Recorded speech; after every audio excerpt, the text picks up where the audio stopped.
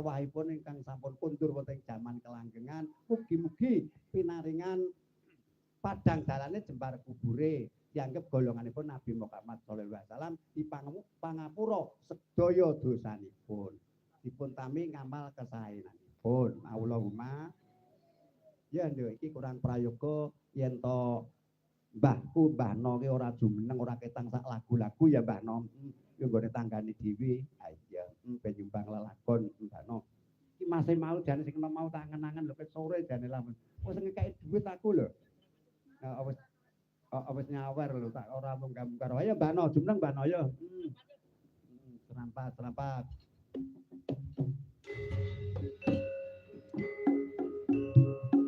lelolo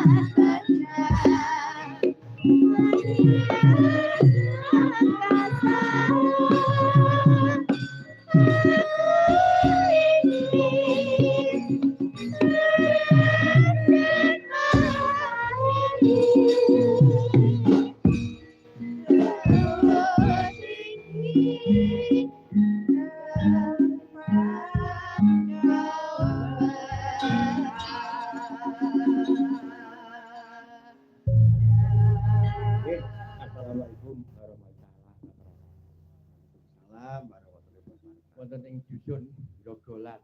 Oh Grogolan nggih. Dembange namine Pak Juwadi. Kok ngoten. Cocok karo asmane Mas. Asmane pripun? Juwadi. Maksud june jujur. Oh, takonono ora percaya.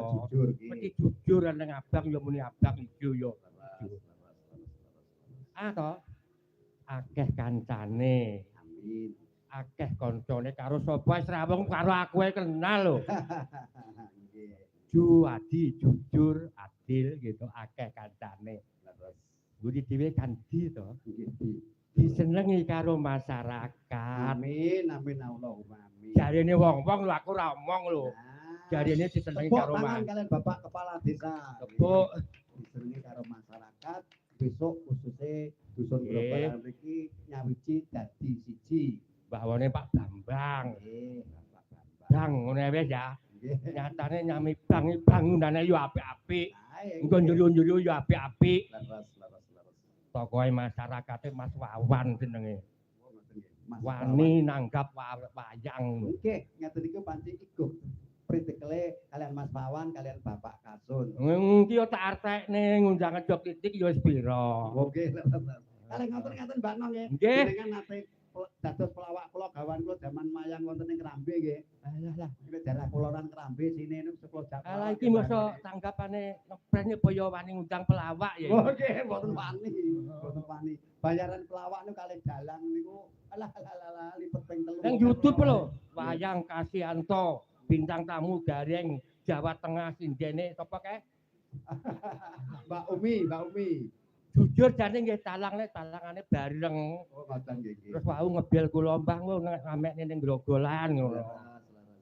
Ngono lho ceritane saksi. Wis ki wektune mepet. Nggih, badhe. Bocung mawon nggih. Nggih, bocung. Tak dawanani bocung. Sugeng